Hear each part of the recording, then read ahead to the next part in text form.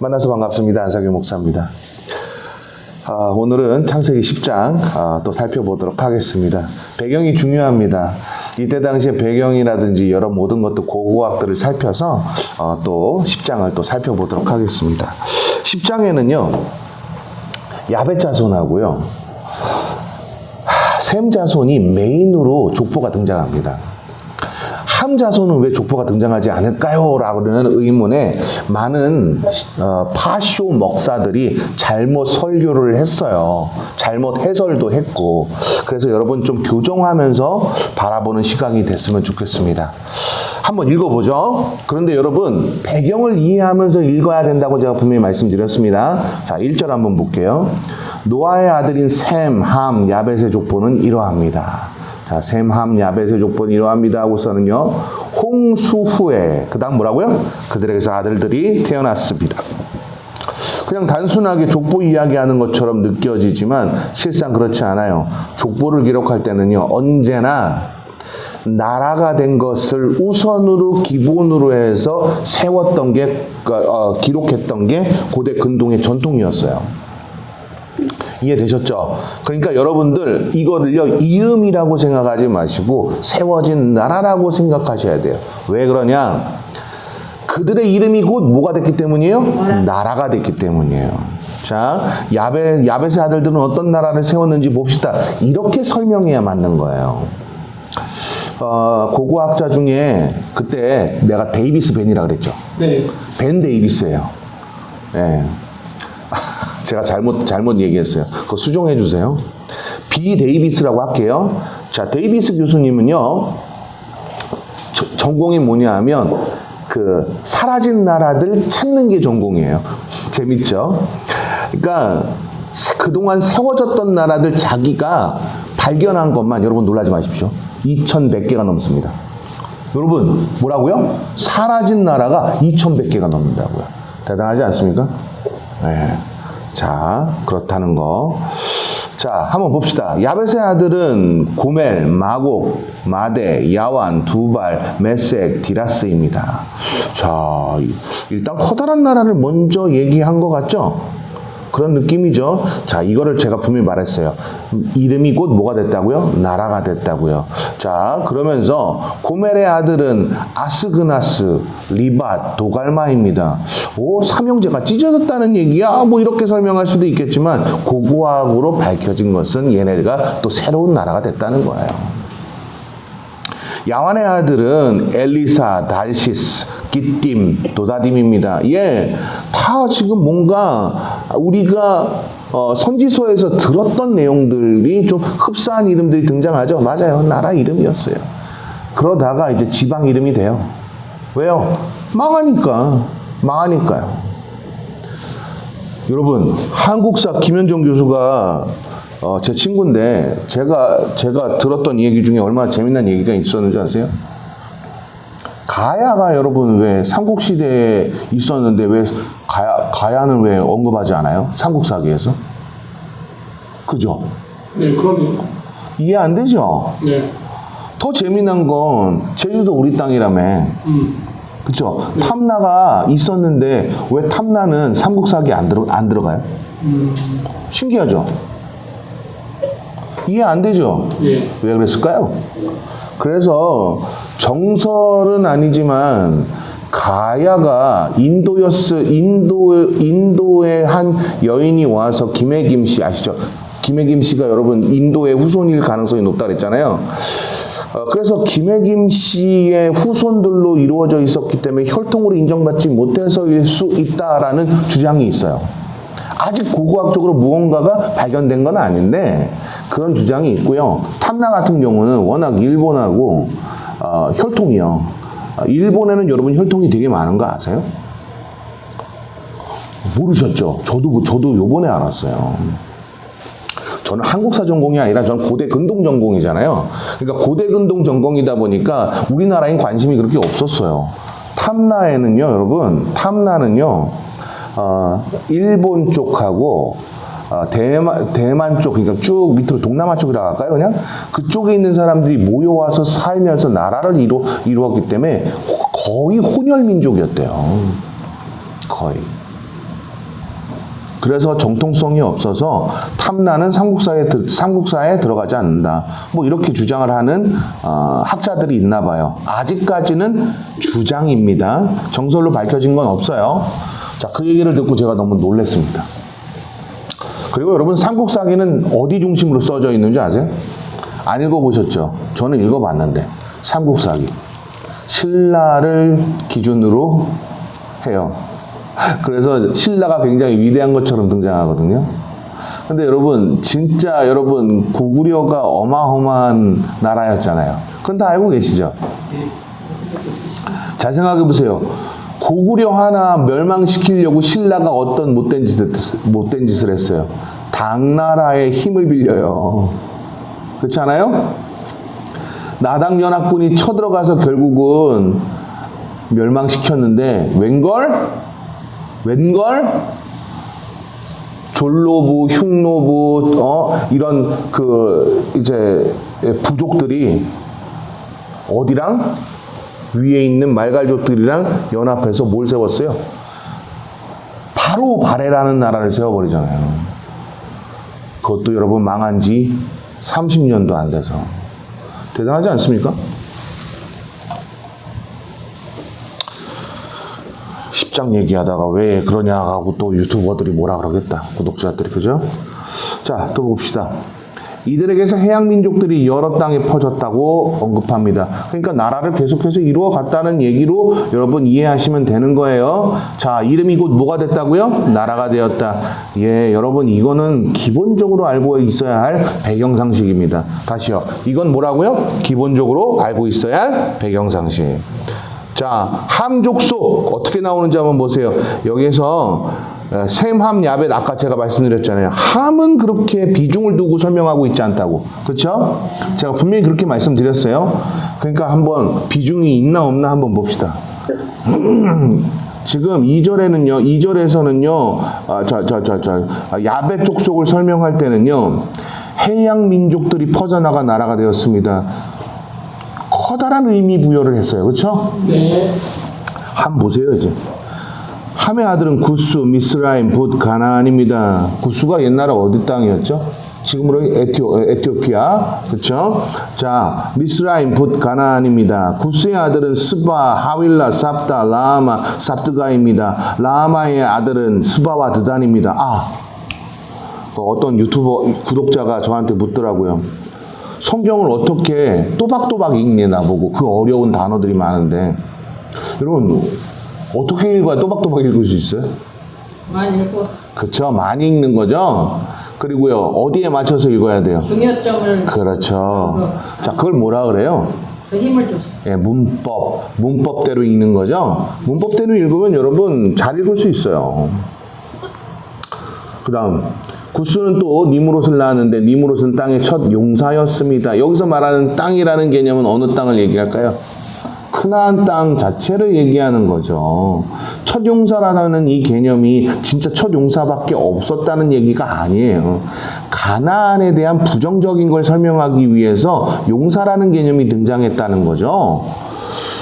자, 이렇게 처음 주장했던 학자가 바로 그 위대한 칼빈입니다. 그래서 제가 칼빈을 사랑하는 거예요.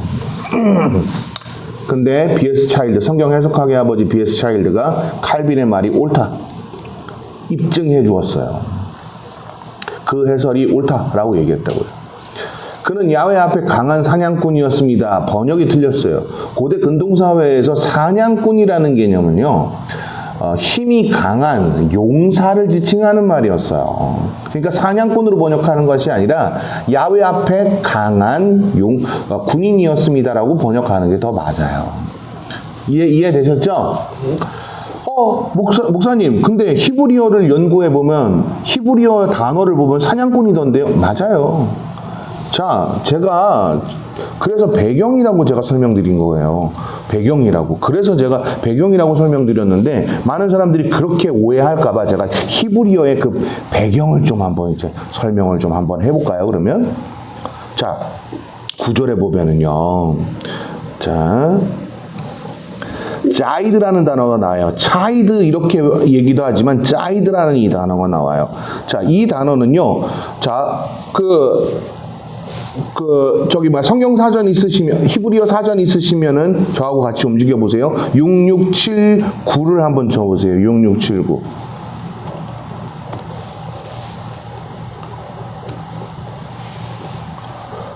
아이고, 저 6718이었는데 죄송해요. 6718인데 바보 나 왜 이러지 오늘? 나 오늘 잠도 잘 잤는데. 자, 뭐라고 나와요? 추격하다라는 단어죠. 그리고 이 단어는 남성형 명사다라고 이렇게 명확하게 지금 되어 있지 않아요? 그 사전에서? 맞아요? 그리고 어원이라고 얘기하면서 6679 하면서 투아시 1885A라고 나와 있어요. 네. 배경이요, 배경. 네. 자, 이제 배경 1885를 한번 찾아보세요. 찾으실 수 있으면 좀 찾아보시고 못 찾으면 할 수 없어요. 예, 권위라는 단어가 나와요. 권위. 됐나요? 예, 권위를 가진 자. 그래서 어떤 이제 고고학자는 이제 사냥꾼이라는 이 짜이드라는 단어를 고대 근동사회에서는 용사라고 번역하는 것도 틀리다 이렇게 설명해요. 군인이라고 말하는 것도 틀리다. 권력자라고 얘기하는 것이 맞다. 이렇게 주장하는 고고학자들도 있어요. 근데 그것에 대해서 저도 어느 정도는 동의는 하지만 저는 군인이라고 표현하는 게 맞는 것 같아요. 왜냐하면 그때 당시에 군인이라고 하면 권력을 가지고 있었던 사람이라는 게 기본적인 배경으로 깔려있기 때문에 전 군인이라고 하는 게 맞다고 생각합니다. 됐죠? 여기까지 됐나요? 네. 그의 나라의 시작은 시날 땅에 있는 바벨, 에렉, 악갓, 갈레였습니다. 참 어려운 단어로 참 더럽게 이름 많이 이렇게 쓰여져 있네 이런 생각 많이 하시겠죠? 그런데 여러분 이게 다 흩어져서 뭐가 됐을까요? 나라가 되었어요. 이름이 곧 뭐라고요? 나라가 되었다고요. 아까 제가 말씀드렸잖아요. 2100개의 나라를 찾았던 데이비스요. 비 데이비스는 뭐라고요? 2100개의 나라를 찾았어요. 그리고 그들이 왜 망했는지도 발견하고 있죠. 또 봅시다. 그러니까 여러분 나라가 얼마나 많이 세워졌었는지 아시겠죠? 우리나라만 따져봐요. 부여에서 왔어요. 고구려, 백제, 신라, 사만이 있었죠. 마한, 진한, 변한. 그죠? 근데 이거 삼국사기 안 나와. 탐나도 있었죠. 봐요. 이름이 뭐라고요? 나라가 되었더라. 됐죠? 니무롯은 이 땅에서 아시리아로 나가 니누에, 르호보빌, 갈라를 세웠고, 자, 지방을 세운 것처럼 묘사하고 있는 것처럼 보이지만 사실은 얘네가 나라였어요. 여러분, 나라 51개가 합쳐진 나라를 뭐라고 부르냐면 미국이라고 불러요. United States of America. 그러니까 나라가 모여서 50개의 나라가 모여서 진짜 나라를 이뤘다. 그래서 United, Unit이라는 단어가 연합이라는 뜻이거든요. States, 주라는 뜻이에요. 여러분 주가 뭐예요? 오늘 주가 여러분 무슨 무보다 훨씬 더 높은 거예요. United States of America 하게 되면 그래서 합중국이라고 하는 거예요. 왜 미합중국이라고 하는지 아시겠죠? 나라들, 중형의 나라들이 50개나 모여서 나라가 됐다. 커다란 나라가 됐다. 이렇게 얘기하실 수 있는 거예요. 됐나요? 네. 자, 그 다음. 니느웨와 갈라 사이에 레센을 세웠는데 이것은 큰 성이었습니다. 예, 계속해서 나라들을 지칭하고 있어요. 이거 나라가 아니라 그냥 성 아니에요? 도읍 아니에요? 뭐 혹시 도시 아니에요? 예, 그렇게 생각하셔도 관계는 없어요. 근데 다만 이때 당시에 고대 근동사회에서는요, 성을 세웠다는 건 나라를 의미했어요. 그러니까 그것에 대해서 저한테 따지지 마시고 그렇게도 있을 수 있다. 그렇게 생각하시고 싶으면 또 그렇게 생각하셔도 된다. 제가 그 말씀을 드리는 겁니다.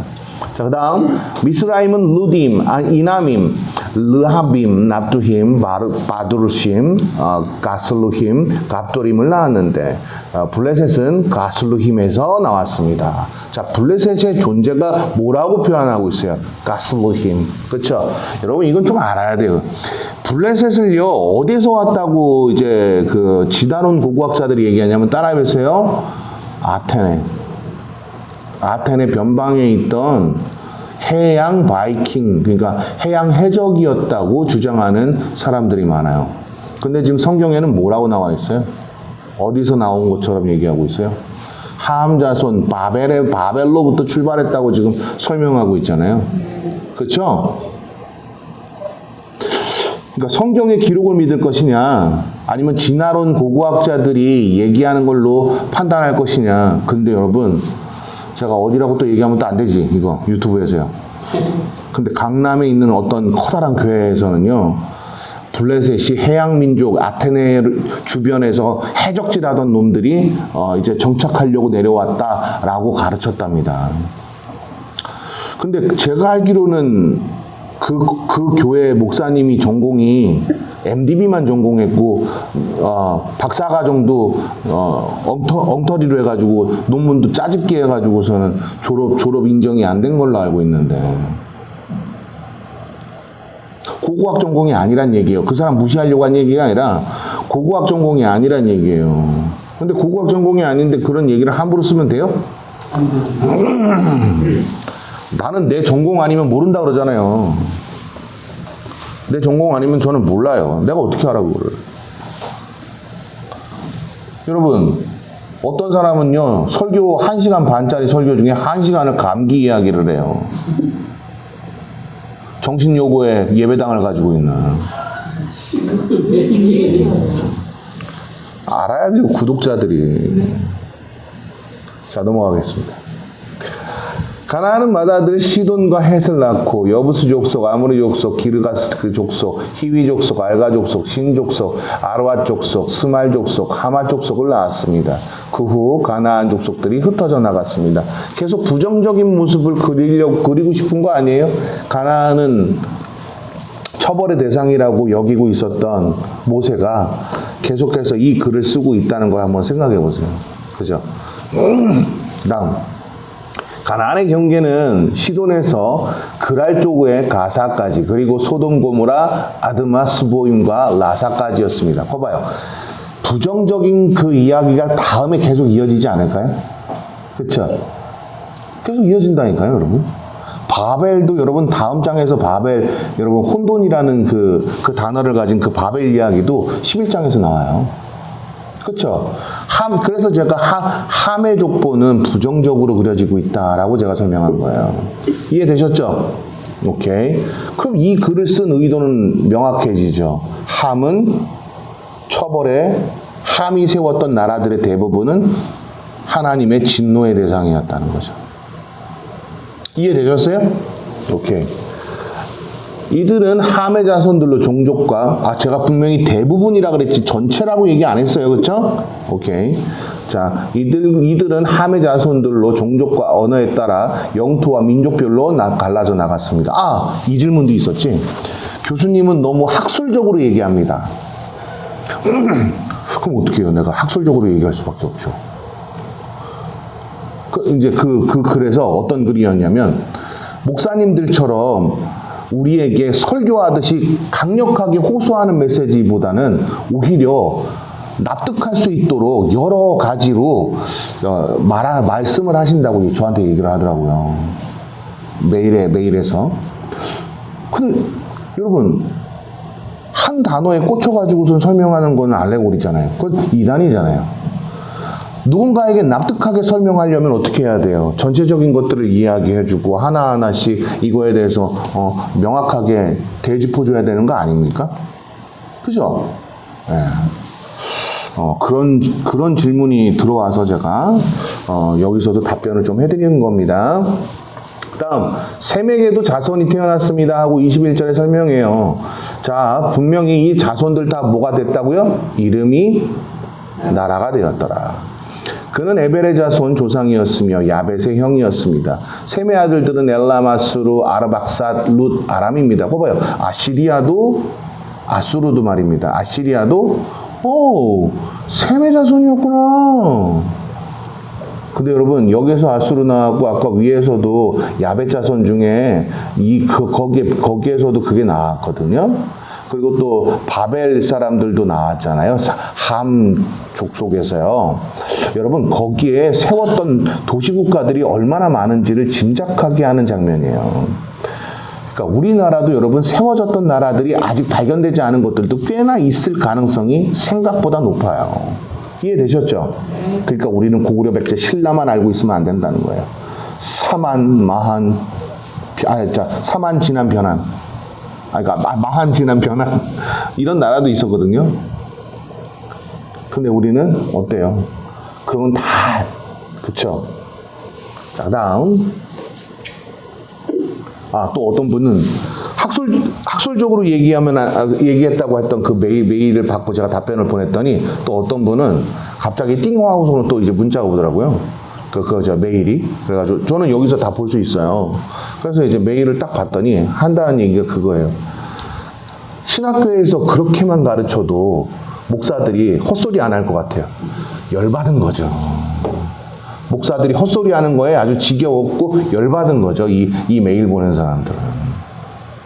근데 우리 3세대 교수들 다 제대로 가르치려고 노력 많이 하는데.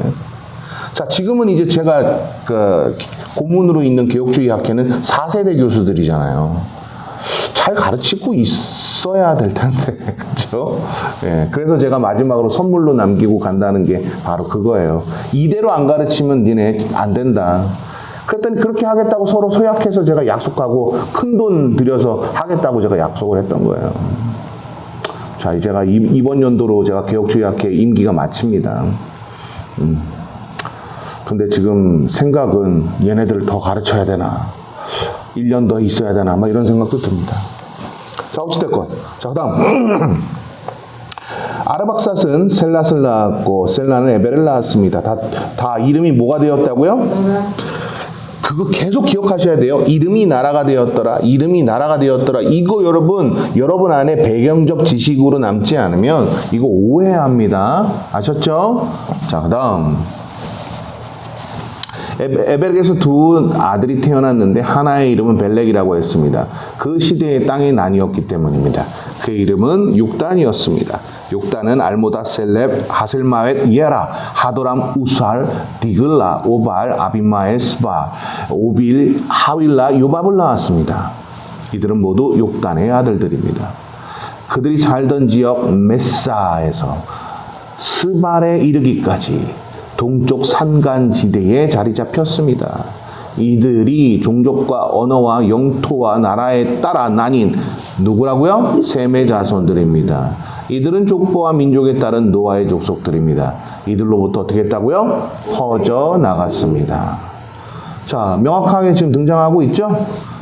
예, 자, 10장, 그 다음에 이제 11장 한번 보세요. 제가 왜 함 족보가 부정적으로 나타나는지 이제 11장부터 함의 족보가 아주 그래서 이렇게 등장했구나라고 이해가 되실 거예요. 당시에 온 세상에는 언어가 하나였으며 같은 말을 썼습니다. 이게 지금 무슨 말이에요?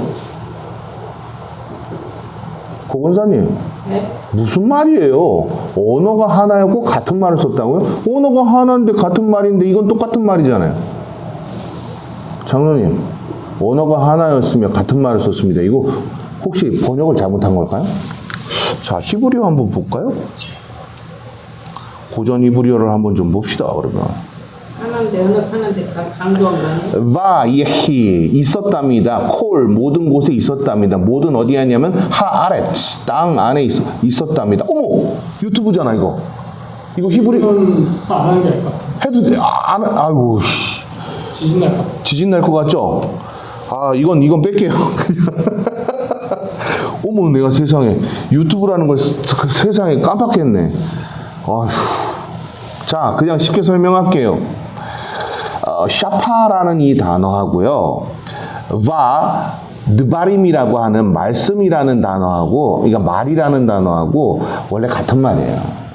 근데 약간의 의미가 달라요. 샤파라는 이 단어는요. 아, 이것도 하지 마. 아니요, 그건 그러니까 입술을 보고도 이해할 수 있는 능력이라는 의미를 가지고 있는 갈대아어 세펙이라는 단어에서 왔어요. 세펙. 그러니까 여러분 뭐 입술만 봐도 이해가 된다고요. 뭔 말하는지. 말은요, 문장을 들어야 이해가 되죠? 그러니까 입술만 봐도 이해가 된다라는 표현으로 사용한 거예요. 그러니까 같은 말을 반복해서 한 거다라고 생각해도 무방해요. 무슨 얘기냐? 그때 당시에는 전부 다 어떠한 말이든지 이해가 되었습니다. 이런 표현으로 사용했을 가능성이 있다는 겁니다. 됐나요? 갈대아어 세펙이라는 단어 꼭 기억하세요. 아셨죠? 이야, 히브리어 쓰다가 큰일 날 뻔했네. 이러면 지진 나는 거죠.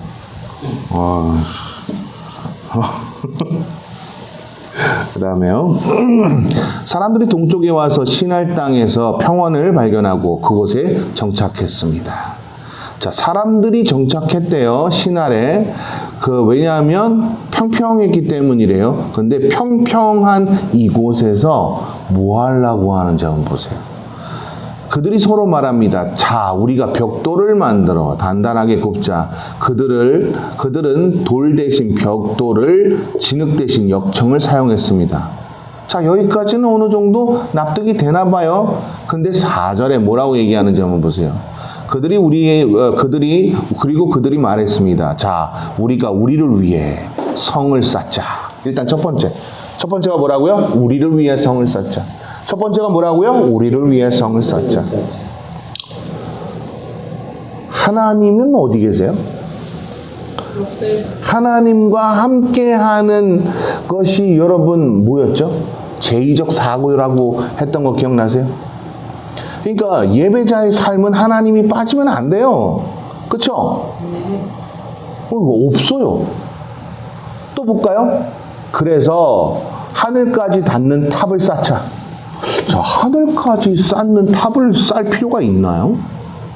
요즘 많은 사람들이 그런 얘기해요. 아파트가 그러면 잘못된 거예요? 아파트에서 사는 사람? 난 그런 얘기 한 적이 없어요. 이 의미가 뭔지를 한번 보자고요. 높이 쌓는다라는 것은요, 고대 근동사회에서 자신의 업적과 이름을 알리고 자신이 신격화하기 위해서 하는 행동이었어요, 이게. 그러면 지금 하나님이 신이 아니라 누가 신이 되고 싶은 거예요? 그렇죠. 자기가. 됐나요? 그 다음에 뭐라고 얘기하냐면 우리를 위해 이름을 내걸자. 맞죠? 네. 이름을 내걸자. 고대 근동사회에서 이름이 곧 뭐가 됐다 그랬죠? 기억나세요? 나라가 되었다 그랬죠? 예. 근데 이건 이미 성을 쌓았기 때문에 나라로 인정받는 거 아니에요. 근데 우리의 이름을 내자라는 이 표현은 나라를 완성했다라고 표방에 알리자가 아니에요. 여기서 이름을 내자라는 이 개념은요, 고대 그 근동사회에서 이름을 내자라는 이 단어가 어떻게 쓰였는지를 이해해야 돼요. 그래서 여러분 BC 16세기에서 혹은 15세기 사이에 이것을 이해했던 사람들이 자주 사용하던 언어들 중에 이름을 내자가 있어요. 이 이름을 내자가 어떤 뜻으로 사용됐는지에 대해서 뭐 토판에도 등장하고 뭐 여러 문서들에도 많이 등장하는데 전부 다 일치합니다. 어떻게 일치할까요? 간단해요. 우리가 사람들을 노예로 삼자라는 의미로 사용됐어요. 이해되셨죠? 그래서 이걸 발견한 이제 그 데이비스 팀이요. 여러분 제가 말씀드렸죠. 데이비스는 뭐 전문가라고요? 사라진 나라 찾는 전문가죠. 예, 데이비스 팀, 데이비스 팀이 그걸 찾아내고서는 이제 이거에 대해서 이해를 시키기 시작했어요. 그래서 기독교에서 많이 이 부분을 설명했는데도 불구하고 이걸 안 가르치는 게 참 희한하다는 거죠. 자, 됐나요? 그러면 이거 하나님께서 말씀하신 무엇에 대한 위반이죠? 제의적 사고를 못하게 만드는 무슨 위반이죠? 아담과 하와의 에덴의 언약과는 위배되는 거죠? 그렇죠? 에덴의 언약이 위배가 되는 거예요. 자, 5절 봅시다. 야훼께서 사람들이 쌓는 성과 탑을 보내시기 위해 내려오셨습니다. 그리고 야훼께서 말씀하셨습니다. 저들이 한 민족으로서 모두 한 언어로 말하고 있어 이런 못된 짓을 벌이고 있다. 그러니 이제 그들이 하고 있는 저 못된 짓을 못하게 하자. 그러면서 7절에 뭐라 그래요? 우리가 내려가서 거기서 그들의 언어를 혼란하게 해 서로 알아듣지 못하게 하자. 맞죠? 예, 서로 알아듣지 못하게 하자. 왜 그랬을까요? 실질적으로 이름을 내자라는 게 노예를 삼는 거라 그랬잖아요. 실질적으로 여러분 커다란 나라를 세우고 여러 나라들을 정복한 이후에 그 사람들을 동원해서 성들을 만들고 있었다라는 증거들이 많이 발견되고 있어요. 그래서 우리는 비 데이비스 교수 팀들한테 정말 고마워해야 돼요. 결국 여러분 바벨탑을 쌓고 있는 이 와중에 두 가지의 측면이 여러분에게 제시되어야 돼요. 하나는 누구의 심판이에요? 에덴 동산의 언약을 어긴 자들에 대한 심판이고, 하나는 구원이었어요. 거기에 노예로 잡혀있던 사람들에게 막중한 노역을 시켰잖아요. 그것으로부터의 해방이라고요. 이해되셨나요? 자, 이거를 모세가 기록한 것을 여러분 독자인 가나안 정복 세대들이 이 글을 읽었다면 어떤 의미로 받아들였을까요? 아, 그래서 우리가 430년간 이 노역하는 것을 해방시켜 주셨구나, 이런 생각하지 않았을까요? 단박에 저는 그 생각이 들 것 같은데, 그렇죠? 이거는 여러분 어디까지나 추측입니다만 그런 정도 생각은 들 것 같아요. 그렇지 않습니까? 자, 그다음, 그리하여 야훼께서는 그들을 그곳에서부터 온 땅에 흩어버리셨습니다. 그들은 성 쌓는 것을 어떻게 했다고요? 그쳤습니다. 자, 두 가지 측면이 있다 그랬죠? 하나는 누구의 심판? 예, 그러니까 여러분 무슨 언약을 어긴 자들에 대한 심판이었어요? 에덴 동산의 에덴의 언약에 대한 지키지 않은 자들에 대한 심판이었고, 하나는 그들에게 사로잡혀 있는 자들에 대한 구원이었다는 거예요. 됐나요? 네. 오케이. 그래서 그곳의 이름이 바벨이라 불렸습니다. 아주 오래전부터 바벨이라고 불렸던 거예요. 뭐 때문에요? 혼동이라는 단어를 가지고 있지만 고대 근동사회에서 혼동이라는 것은 결과론적으로 해석하면 혼동이 맞아요. 근데 여러분 배경에는요, 갈대아어로 불순종이라는 의미가 배경으로 깔려 있어요. 됐나요? 하나님께 불순종한 거예요. 그것으로부터 이렇게 됐다는 겁니다. 자, 10절 봅시다. 셈의 조건은 이러합니다. 셈은 홍수 후 2년 뒤인 100세에 아르박삿을 낳았고, 셈은 아르박삿을 낳은 후 500년을 더 살면서 다른 자녀들을 낳았습니다. 아르박삿은 35세에 셀라를 낳았고, 셀라를 낳은 후 403년을 더 살면서 다른 자녀들을 낳았습니다. 자, 이 얘기 왜 할까요? 나라가 흩어지면서 세워졌더라, 이 얘기 하고 싶은 거겠죠? 셀라는 30세 에벨을 낳았습니다. 거봐요. 30세 에벨을 낳았습니다 라는 거 보니까 이미 그때부터 낳은 아들에 대한 이야기를 창세기에서도 언급하네요. 그리고 창조과학자들이 조금 실수한 게 있어요. 그게 뭐예요? 위에 있는 수증기층 때문에 오래 살았다, 그것에 대해서 확실하게 밝혀야 되는데, 이 기록만 이해시키면 홍수 이후에도 여러분 500년을 더 살고 403년을 더 살고 막 그런 내용들이 나오잖아요. 그렇죠? 이거 뭐라고 설명할 거예요? 아브라함은요 147세, 이삭은요 142세. 그럼 뭐예요 이거? 어떻게 설명할 거죠? 점점 수명이 줄어들게 만든 것은 어떤 이유가 있었다라는 것에 대한 해명이 필요해요. 의학적인 해명도 있을 것이고 환경적인 해명도 있었을 거예요. 그러니까 창조과학자들은 환경적인 해명만을 내세우지 말라는 거예요. 이해되셨나요? 누구죠? 요번에 폭스 TV에서 어떤 한 할머니 나왔는데 되게 정정해요. 107세래요. 도끼질해요. 말도 너무 잘해요. 틀리 꼈는데 틀리도 빼주고 막 이렇게 막 되게 재미나게 막 말을 하더라고요. 그러면서 뭐라 하는지 아세요? 하나님이 이렇게 만들었어. God makes me healthy. God makes me healthy. 이렇게 얘기하더라고요. 장로님 오래 사실 거예요. 그렇게 순종적이셔서. 권사님 오래 사실 거예요. 하나님이 그 오래 사시는 것도 오래 사시는 거지만 진짜 건강하실 거예요. 이 할머니처럼. 하나님 앞에 순종적이잖아요, 여러분들. 그렇지 않아요? 이야, 또 대답도 안 하시는 거 봐. 왜? 뭐가 찔려요? 자, 그 다음 또 봅시다. 나머지 이제 벨렉이 나오는 430년을 더 살면서 자녀들 낳았습니다. 벨렉은 30세에 루를 낳았습니다. 루를 낳은 후 209년을 더 살면서 자녀들을 낳았습니다. 루는 32세에 수룩을 낳았습니다. 수룩을 낳은 후 207년을 더 살면서 다른 자녀들을 낳았습니다. 수룩은 30세에 나홀을 낳았습니다. 나홀을 낳은 후 200년 더 살면서 다른 자녀들을 낳았습니다.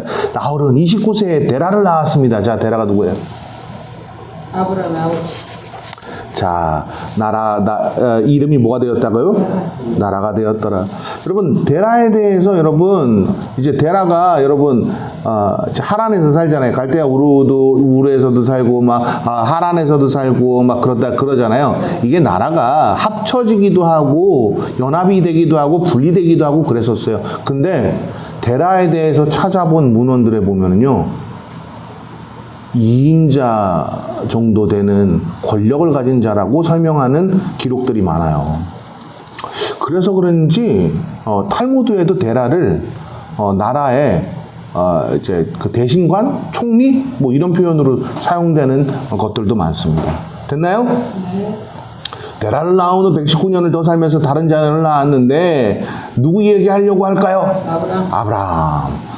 데라는 70세에 아브라함, 나홀, 하란을 낳았습니다. 그거 봐요. 분명히 데라는 나라를 세운 자 혹은 나라의 권한을 맡은 자였을 가능성이 높고요. 그리고 아브라함의 뭐라 그래야 돼? 아들들? 아브라함의 형제들이 바로 나홀이라는 나라와 하란이라는 나라를 세웠을 만큼 그만큼 커다란 권력을 가진 존재였다. 이걸 우리는 이해해야 한다는 거죠. 그래서 여러분 B. 데이비스가 뭐라고 얘기할게요? 아브라함은 별종이라고 그랬어요. 모든 권력을 어떻게 다 버리고 가나안 땅으로 이주해 갈 생각을 했을까? 정말 별종이다. 여러분 별종이 여러분 되게 심한 말이에요. 프레이크라는 단어예요. 프레이크. 한번 나중에 사전으로 프레이크 한번 찾아보세요. 이거 인간 같지 않을 때 사용하는 단어예요. 그러니까 그만큼 이해가 안 되는 거예요. B. 데이비스는요. 됐나요? 오케이. 근데 저는 이해가 돼요. 여러분도 다 이해가 되죠? 네. 하나님이 원하시지 않는 장소라는 걸 알았기 때문이죠. 얘기를 해요. 그리고 장소 이야기 지지난주에 했던 거 그거에 대한 그걸 또 요번에 봤나 봐요. 메일이 온 게 하나 있었어요. 여기에서 언급하고 있는 장소가 이렇게 중요한데 그러면 세상에 잘못된 교회를 다니면 그리고 잘못된 믿음을 가지고 내가 혼자 예배 드릴 거야 하면은 그것 또한 하나님 앞에 위배하는 겁니까? 이런 메일이었거든요. 제가 뭐라고 대답할게요? 청교도들의 삶에 대해서 검색해 보십시오. 청교도들은 믿음을 지키기 위해서 교회 근처에 집을 만들어서 세우고 그곳에서 가족처럼 지냅니다. 이 얘기를 했습니다. 됐나요? 오케이. 그 다음 또 봅시다. 아브라함 가족 이야기가 나와요. 데라의 족보는 이러합니다. 그러니까 하란 이야기는 안 하고 싶은 거죠? 네. 그죠? 네. 네. 나홀 이야기도 안 하고 싶은 거죠? 그렇죠. 왜 안 하고 싶을까요? 믿음의 조상 아브라함의 이야기를 12장에 준비하고 있어요. 됐죠? 오케이. 자, 근데 아까 그 히브리어는 뺄까? 아니, 그거 괜찮아. 아, 그래요? 오케이. 자, 데라의 족보는 이러합니다. 데라는 아브람, 나홀, 하란을 낳았습니다. 하란은 롯을 낳았습니다. 하란은 자기가 태어난 갈대아의 우르에서 자기 아버지 데라보다 먼저 죽었습니다. 여러분, 이랬기 때문에, 하란이 먼저 죽었기 때문에, 여러분, 롯을 아브람이 뭘로 여겼어요? 아들처럼 여겼죠. 그리고 진짜로 대를 잇게 만들려고 했던 거예요. 여러분 잘 생각해보세요. 그렇게 이뻐했던 롯을 같이 데리고 가잖아요. 알고 계시죠? 오케이. 왜 그랬을까요? 거긴 하나님이 원하시지 않는 장소라고 가르쳐주고 싶었던 거예요.